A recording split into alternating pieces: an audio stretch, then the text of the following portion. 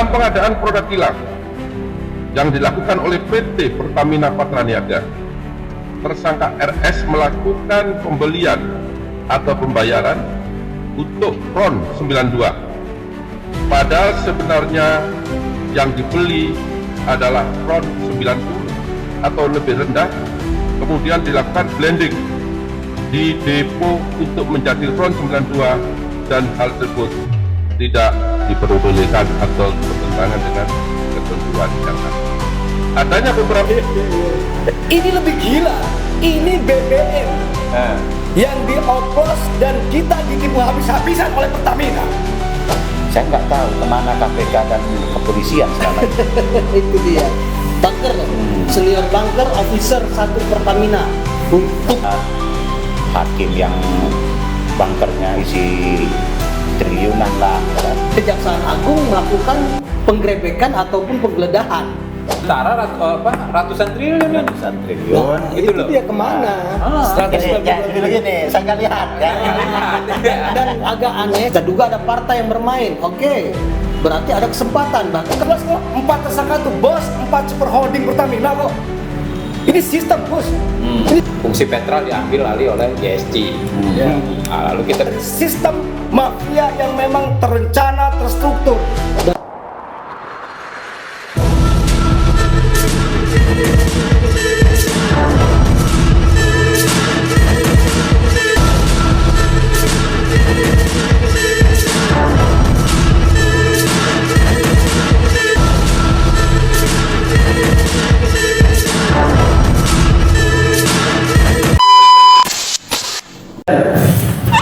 Assalamualaikum warahmatullahi wabarakatuh.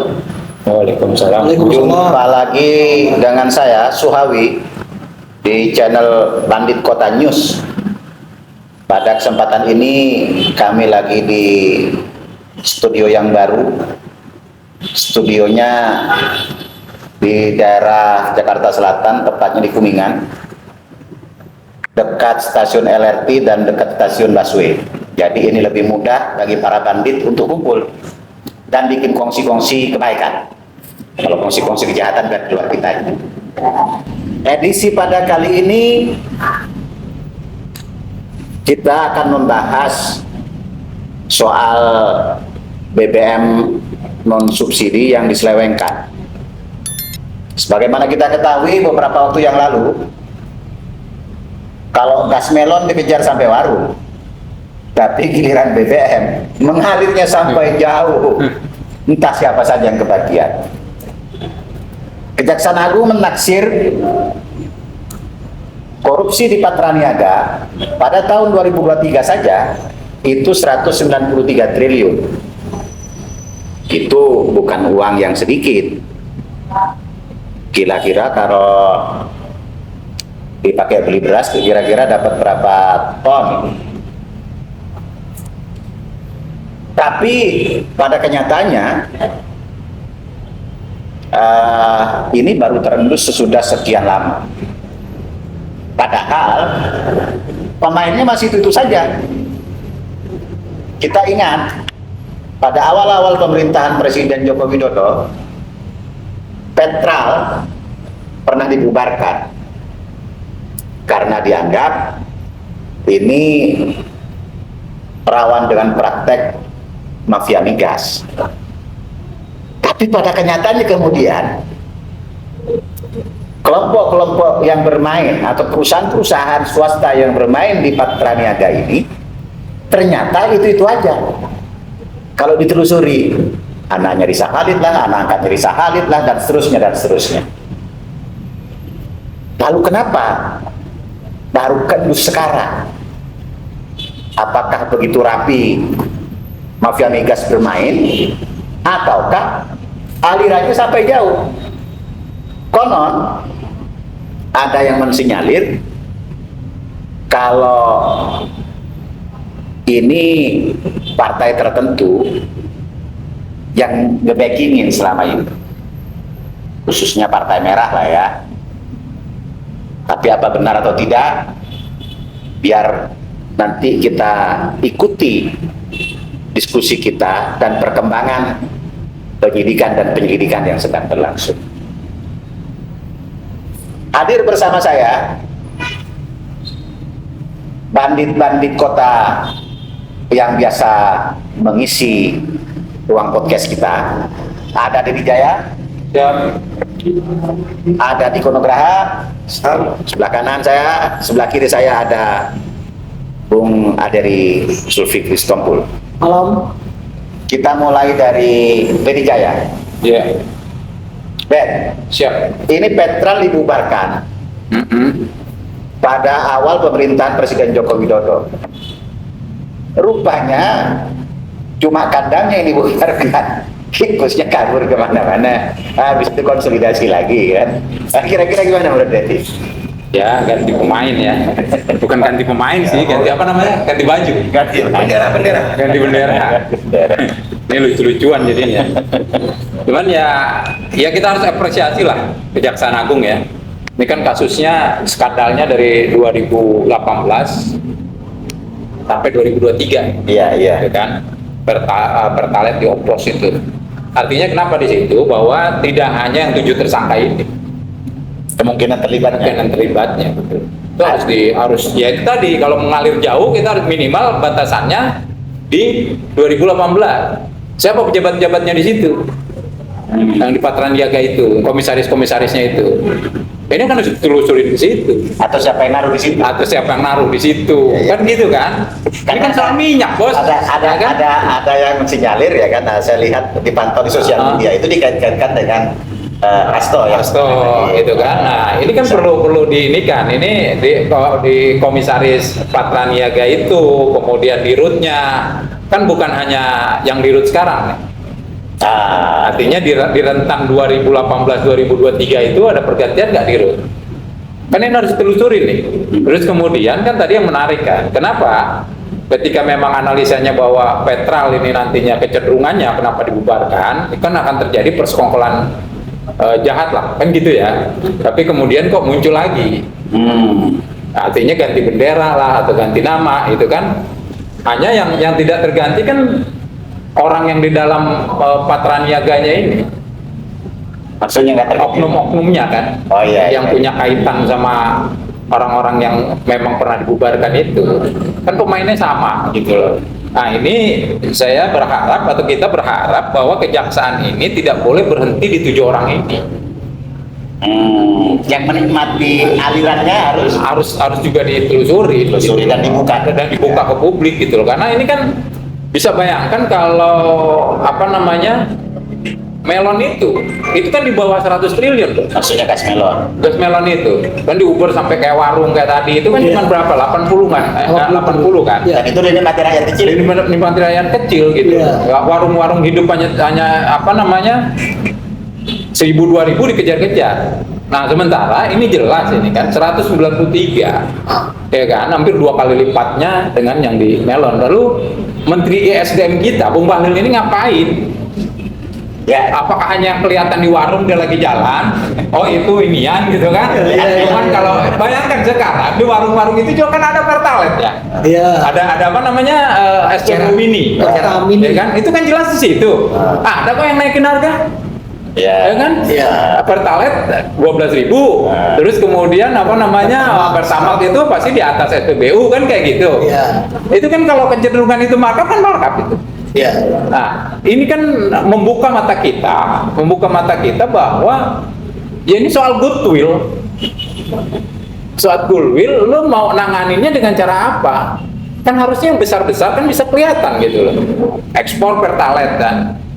Rupanya dioplos dijual ke Pertamax, sementara teriak-teriak terus kan? Iya. Oh kita harus subsidi. Iya. Rupanya subsidi itu ya dia makan. Dia makan.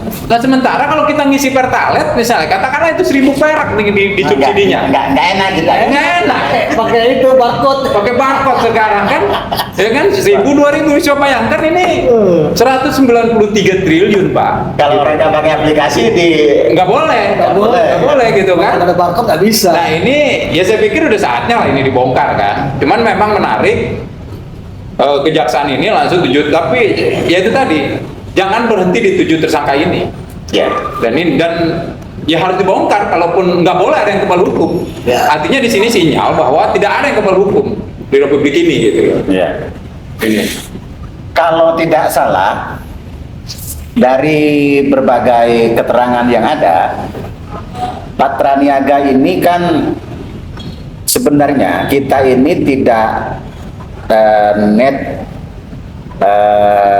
importir sebenarnya untuk minyak mentah itu, karena pada kenyataannya Indonesia ini juga menghasilkan minyak, tapi kan minyak mentah kita ini kemudian dijual dengan berbagai dalih, sehingga kemudian Patra Niaga bisa memutuskan untuk beli Buyback. minyak ke Indonesia melalui perusahaan-perusahaan rekanan itu. Ya kan, disinilah kemudian terjadi persekongkolan itu. Nah, masalahnya lagi, kalau menurut keterangan dari Pertamina bukan dioplos, tapi memang Patra Niaga beli yang RON 90. Kalau ke merek dagangnya itu Pertalite, ya kan, beli yang 90. Tapi barangkali di pembukuannya dicatat sebagai Pertamax atau RON 92. Itu keterangan dari Pertamina, ya kan. Tapi pada kenyataannya beberapa keterangan sempat mengeluhkan memang ada masalah dengan kendaraan mereka akibat penurunan kualitas itu, menggelitik dan sebagainya. Sehingga saya pun misalnya oleh bengkel disarankan untuk mengganti RON yang lebih tinggi, kayak gitu. Nah, itu fakta pertama. Fakta kedua, masyarakat ini kan sangat dibatasi untuk menggunakan BBM bersubsidi atau Pertalite, harus pakai aplikasi dan seterusnya dan seterusnya. Tapi apa yang terjadi kemudian ketika masyarakat ini misalnya ketika merasa dirinya mampu, dia memiliki kesadaran untuk tidak mengkonsumsi BBM bersubsidi, dia beralih ke yang non subsidi, kayak gitu. Tapi kemudian Patra Niaga mengambil keuntungan dari itu.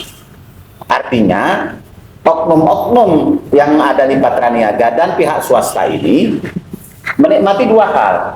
Menikmati selisih keuntungan dari dia impor BBM dari luar negeri dengan kualitas rendah itu, ya kan, di satu sisi. Yang kedua, dia mengkhianati rakyat yang dengan sadar tidak mengkonsumsi BBM subsidi dan beralih ke non subsidi.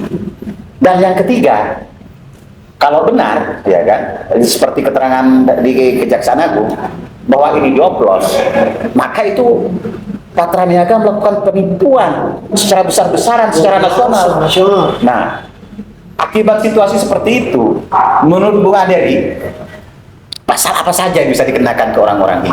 Ya, jadi bicara ke pasalnya ya. Nah, kita bicara tadi terkait Petral.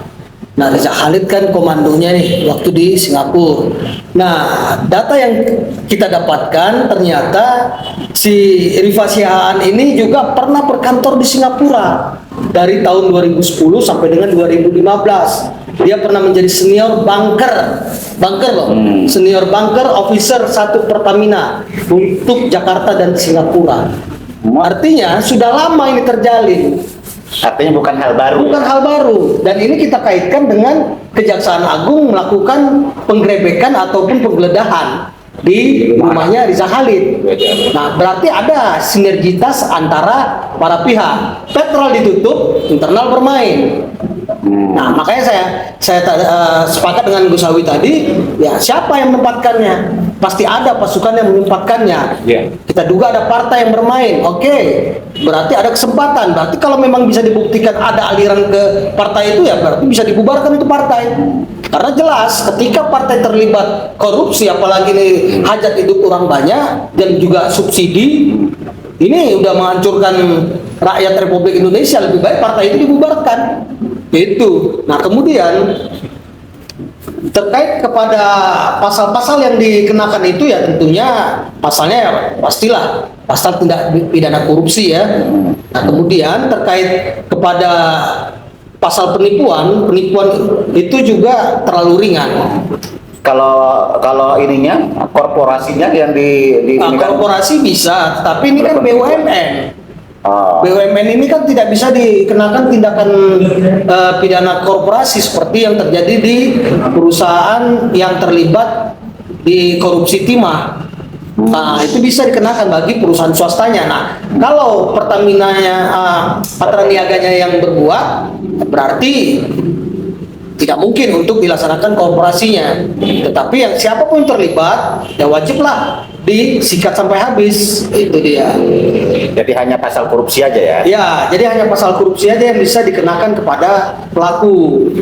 Lalu masyarakat yang selama ini membeli BBM non subsidi yang merasa dirugikan atau kendaraannya menjadi rusak gara-gara memakai RON yang lebih rendah padahal dicantumkan RON-nya sesuai, itu bisa tidak menuntut ke Patraniaga? Bisa, nanti diajukan gugatan yang namanya perbuatan melawan hukum. Artinya bisa nuntut Ya, oleh siapa? Oleh penguasa. Kemudian juga berdasarkan bukti-bukti kerusakan kendaraan mereka, biaya mereka yang ada ya, yang kemarin juga sempat viral tuh kan? Ya.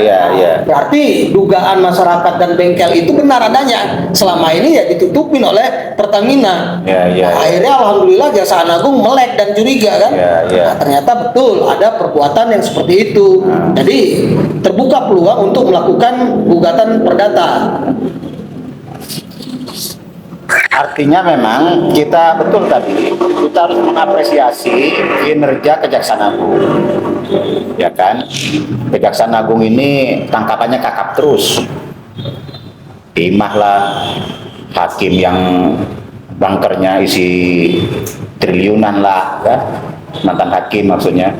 Terus ini Patraniaga lah. Saya nggak tahu kemana KPK dan kepolisian selama ini. Itu dia. Jadi terkait yang Gus sampaikan tadi ya.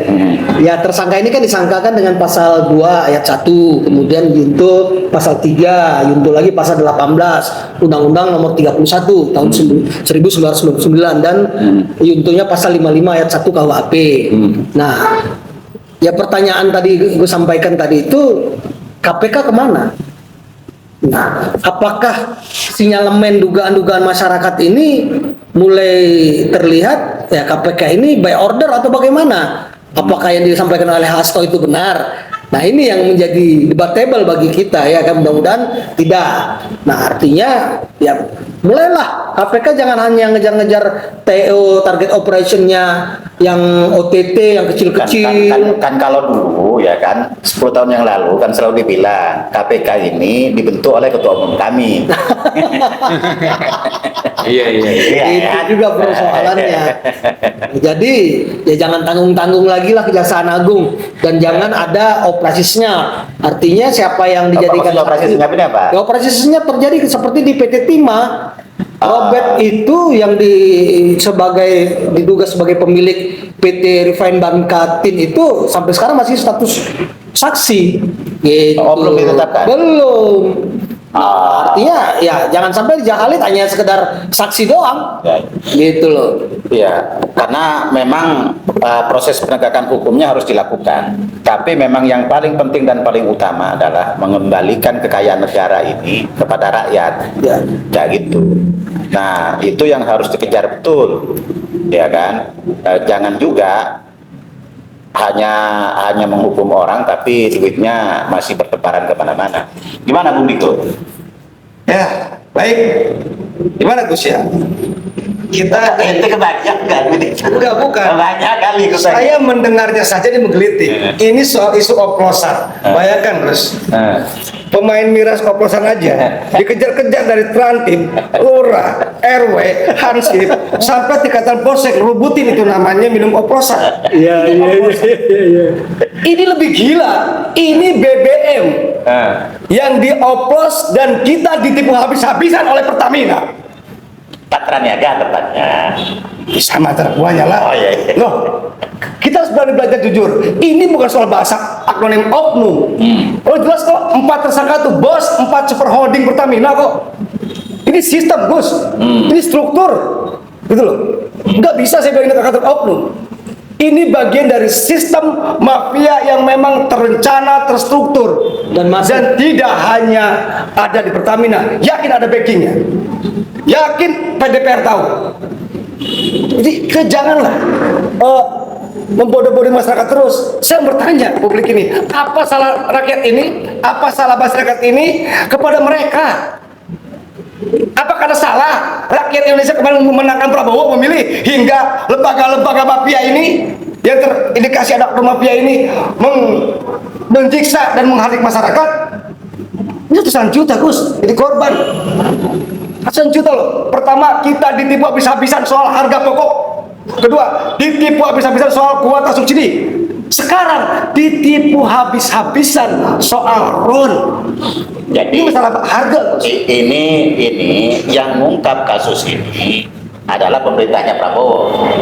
Iya kan saya bilang apa salah masyarakat ini, apa salah rakyat Indonesia kemarin memilih Prabowo hingga masyarakat Indonesia ini disiksa di habis-habisan oleh oknum-oknum menteri-menteri yang konon katanya titipan. Saya bertanya di sini, kemana Menteri SDM, kemana Menteri BUMN? Loh, ini di bawah mereka semua. Regulasinya, ini soalnya korupsi ini betul-betul dari hulu ke hilir, Gus. Ya kan, korupsi dari perencanaan, ya kan, mapping, korupsi kuota, sampai gimana minyak kita sendiri nggak bisa nggak dibeli oleh Pertamina gitu loh, hingga memaksa Pertamina membeli, impor. Ini kan sinting, Bos. Kita tahu lah, jujur dong hari ini. Masih kok aja bermainnya geng Singapura. Ayo, bukan saya. Asal yang berani di sini. Dan lucunya lagi, kita saya tahu aparatur mana saja kan. Soal shipping ini pengiriman di laut, Gus. Ya. Jadi mengelari sampai jauh. Oh, jadi gini lah, berhentilah membodohi dan menyiksa masyarakat. Kalau masyarakat kemarin bersalah karena menganggap memilih Prabowo, itu kan, tapi jangan disiksa masyarakatnya.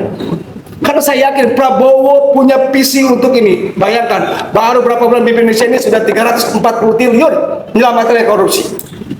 Ini ada pembangkangan dari kelompok mafia, Gus. Ya. Yang hari ini mafia masih bercokol dengan argumen bahwa dia orang titipan. Saya kata titipan siapa? Ya. Mudah-mudahan titipan. Nah, jadi ada Gusti fakta Allah. menarik bahwa ketika Petral itu dibubarkan, kemudian fungsinya itu diambil alih oleh ISG, Apa itu ya? International Shipping. Shipping itu kan. Oh, yang bawahnya juga orang-orang itu. Nah, ini yang menarik. ISG ini langsung di bawah kendali di Rut Pertamina. Berarti direktur utama Pertamina dong juga harus Iya. diperiksa juga. Makanya kan ini kita lihat nih di ininya Dirjen Migas itu kan, fungsi Petral diambil alih oleh ISG. Nah, lalu kita bisa lihat siapa pemilik ISG itu kan. Pemilik ISG itu langsung dibawa karena integrated supply chain kan, salah satu divisi usaha Pertamina yang berperan besar dalam bisnis migas Petral. ISG berada di bawah kendali langsung di Rut Direktur utama Pertamina bukan Patraniaga ya? bukan. Ya berarti ya wajib diperiksa juga. Berarti sampai ke, Iya. udah betul Kejaksaan Udah Agung betul. periksa sampai Iya. ke ISDM. Iya, udah SDM. betul ke SDM sana. Nah, ini kan yang kita perlukan kan pejabat yang memang peka dan pandai. Bukan peka ya. Bukan, Alias tuli.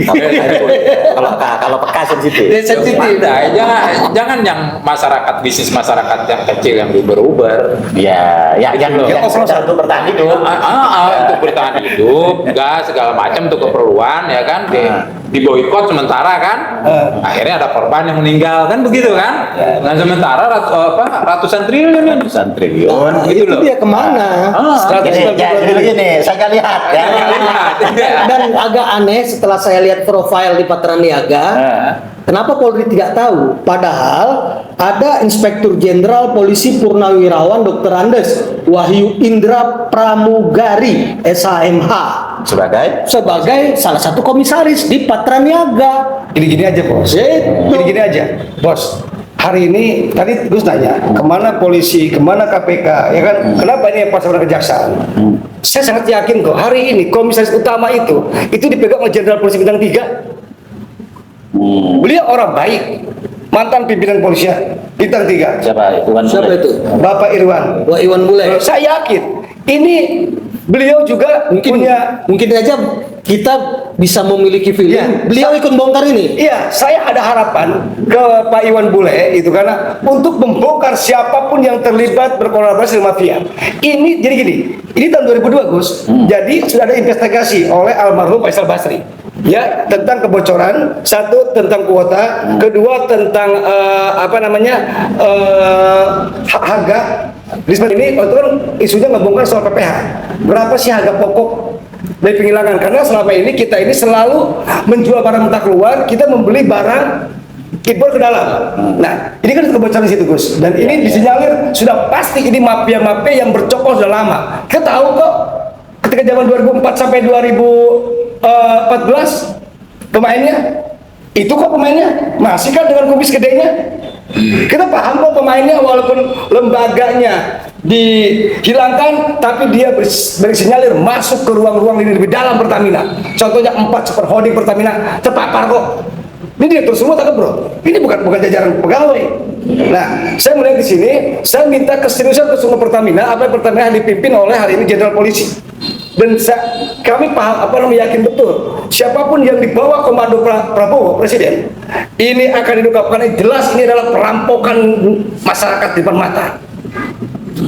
Ditipu bisa kita. Pemirsa, kita yakin dan percaya bahwa Presiden Prabowo beserta pemerintahannya sedang bersih-bersih, terutama dari penjahat-penjahat yang sudah terlalu lama menikmati keistimewaan-keistimewaan yang diberikan oleh negeri ini, walaupun pada kenyataannya mereka menyengsarakan rakyat. Dan patut diingat bahwa mereka tidak akan tinggal diam. Mereka akan melawan Presiden Prabowo dengan berbagai dalih, berbagai narasi, berbagai pemberitaan agar agenda pemerintahan Presiden Prabowo untuk membawa Indonesia maju ini menjadi tidak fokus, sehingga mereka kembali bisa semena-mena, sewenang-wenang, dan adigang-adigung, adiguna untuk menikmati kekayaan bangsa ini dan menipu rakyat dengan sangat kejinya. Dan yang terakhir, kami meminta agar Patra Niaga dan Pertamina khususnya untuk memastikan rakyat membeli BBM sesuai dengan harga dan kualitasnya. Jangan ada pengurangan takaran, jangan ada penurunan kualitas, dan jangan juga terjadi kelangkaan barang sehingga harganya bisa dimainkan. Sekian dari kami, Bandit Kota News. Sampai ketemu pada edisi selanjutnya. Mulai dari nol. Assalamualaikum warahmatullahi wabarakatuh. Salam.